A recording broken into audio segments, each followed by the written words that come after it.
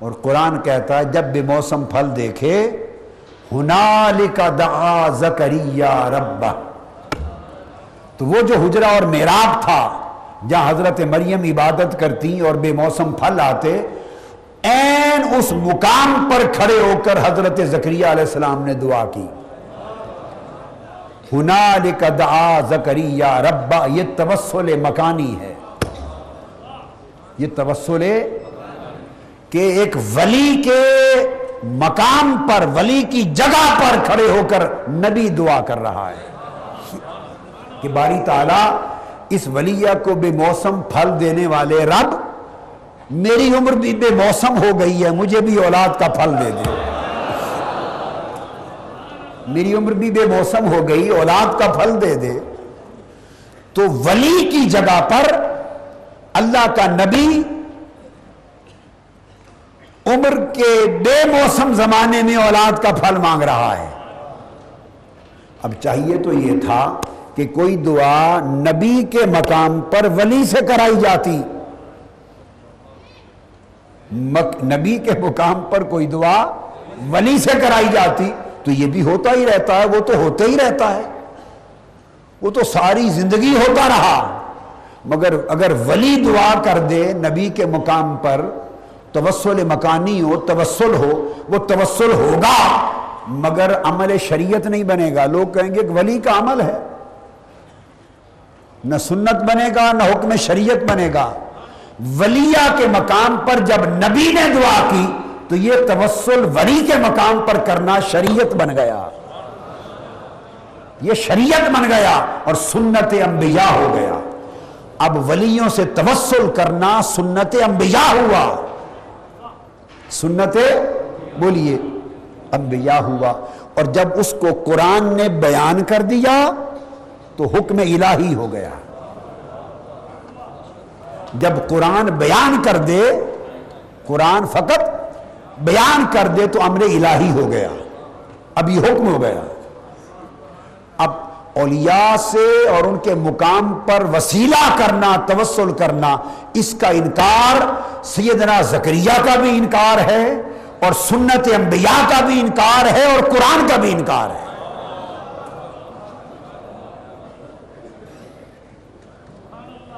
اب میں اگر سمجھاؤں تو میری بات کا تو بابا ساری زندگی انکار کرتے پھریں، میری بات ہو تو ایمان اور عقیدے میں کوئی فرق نہیں پڑتا، کچھ بھی نہیں بگڑتا، میری ساری باتوں کا انکار کر دیں کچھ نہیں بگڑتا۔ مگر اب جب بات قرآن کی آ گئی تو اب تو اس کا انکار کرنا، قرآن کا انکار، سنت انبیاء کا انکار۔ تو دیکھا کہ نبی سے دعا کروائی ولی کے مقام پر، اس لیے تاکہ قیامت تک حضور کی امت کے لیے یہ سنت بن جائے۔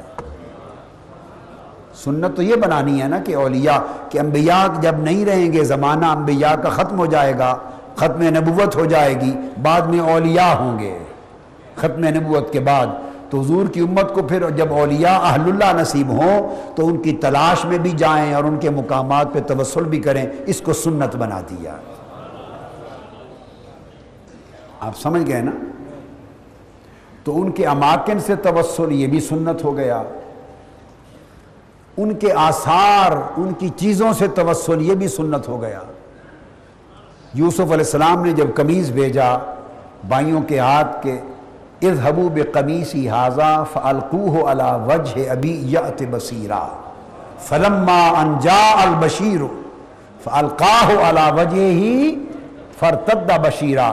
تو یہاں نبی کے آثار سے توسل کر رہا ہے، وہاں نبی ولی کے مقام سے توسل کر رہا ہے، یا نبی سے توسل کر رہا ہے، اور نبی سے بھی نہیں، نبی کے قمیص سے توسل کر رہا ہے۔ وہاں مقام سے توسل تھا، اس کو کہتے ہیں توسل بالمکان، توسل مکانی۔ یہاں کہتے ہیں توسل بالآثار، کہ ولیوں نبیوں کی چیزوں سے، ان کے برتنوں سے توسل کرنا، کپڑوں سے توسل کرنا، ان کی لاٹھیوں سے توسل کرنا۔ تو قمیض اتار کے دیا قرآن میں، پھر چونکہ اللہ نے ذکر کر دیا یہ شریعت محمدی بن گئی، قرآن میں آ گیا، اب شریعت محمدی ہو گئی۔ یہ قمیض لے جاؤ آنکھوں پہ رکھنا، آنکھیں لوٹ آئیں گی، اور پھر نتیجہ بھی دکھا دیا جا کے قمیض آنکھوں پہ رکھا، وہیں بینائی آ گئی، انہوں نے بھیجا، انہوں نے کیا، رب نے بینائی لوٹا دی۔ تو بتانا مقصود یہ تھا کہ اللہ والوں کی تلاش میں نکلنا پہلی سنت موسیٰ علیہ السلام کی، اور دوسری بات جو اس سے ثابت ہوئی وہ یہ ذالک ما کنا نبغی، وہاں جہاں مچھلی زندہ ہوئی تھی ہم اسی جگہ کی تلاش میں نکلے ہیں۔ تو مطلب یہ ہے کہ قرآن نے بتا کہ اہل اللہ کی علامت یہ ہے کہ وہاں موت زندگی سے بدل جاتی ہے، موت زندگی سے بدل جاتی ہے۔ بعض احباب کے ذہن میں ایسا خیال آتا ہے کہ حضور سیدنا غوث العظم رضی اللہ تعالیٰ عنہ اور ایسے بڑے اکابر اولیاء اللہ جنہوں نے قوم بِإِذْنِ اللہ کہا مردے زندہ ہو گئے، بعض لوگ یہ سمجھتے ہیں کہ شاید یہ ایسی کتابی حکایتیں ہیں، ایسا نہیں ہو سکتا۔ یاد رکھ لیں، احیاء موتا کی کرامت، معجزہ کی بات نہیں کر رہا، معجزہ تو قرآن سے ثابت ہے، احیاء موتا کی کرامت علامہ ابن تیمیہ نے بھی اس کو حق لکھا ہے، اور پھر علامہ ابن تیمیہ نے صحابہ کرام اور تابعین کے زمانے سے مردوں کے زندہ ہونے کی کرامتیں درج کی ہیں۔ مجموعۃ الفتاوی علامہ ابن تیمیہ کا اٹھا کے دیکھ لیں، اور شرح حدیث جبریل اٹھا کے دیکھ لیں ان کی کتاب، اور اولیاء الرحمن ان کی کتاب اٹھا کے دیکھ لیں۔ تو مردوں کا زندہ ہونا یہ حق ہے، اور یہ قرآن مجید نے اس کو ثابت کر دیا۔ انبیاء کے معجزات تو ہیں، مگر یہ کہ اب خضر علیہ السلام نے تو قم بِإِذْنِ اللہ ہی نہیں کہا، حضور غوث پاک تو قم بِإِذْنِ اللہ کہتے تھے نا، تو خضر علیہ السلام نے تو وہ بھی نہیں کہا۔ وہ جہاں وہ مچھلی زندہ ہو گئی، کیا کسی نے قم بِإِذْنِ اللہ کہا تھا؟ بولیے، آپ قم بِإِذْنِ اللہ کے پیچھے پڑے ہیں کہ قم بِإِذْنِ اللہ کہنے سے مردے کیسے زندہ ہوتے ہیں؟ رب کہتا ہے نادانوں، قم بِإِذْنِ اللہ کہنے کی بھی ضرورت نہیں ہے۔ تو اس پانی میں مچھلی کیسے زندہ ہو گئی؟ خضر علیہ السلام وضو ہی کرتے تھے نا، صرف اس پانی سے وضو کرتے تھے۔ جس پانی کو ولی کا ہاتھ لگتا تھا وہ پانی مردہ کو زندہ کر رہا ہے۔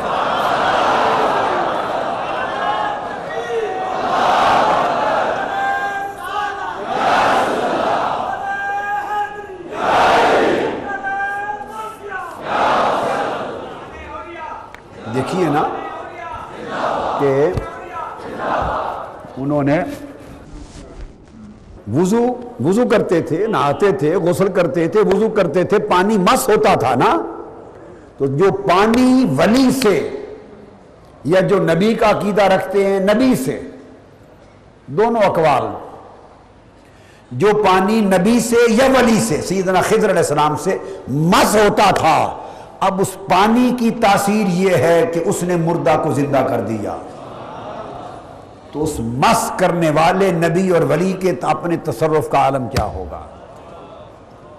یہ بات سمجھنے کی ہے۔ تو خضر علیہ السلام جس پانی کو مس کریں وہ تو موت کو زندگی سے بدل دے، تو تاجدار کائنات جن کو مس کر گئے، ہائے ہائے ہائے ہائے، ان کے لیے موت کا زندگی سے بدلنا کوئی شے ہے؟ تو دوسری بات یہ معلوم ہوئی، اس لیے فرمایا حضرت بشر الحافی نے کہ لوگوں تمہیں کیا پتا، ایسے لوگ جن کو تم مردہ سمجھتے ہو، قومن موتا، وفات پا گئے، اب ان کی موت کی حقیقت بتا رہے ہیں کہ وہ وفات پا کر بھی ایسے زندہ ہیں کہ ان کا ذکر کریں تو مردہ دل زندہ ہو جاتے ہیں۔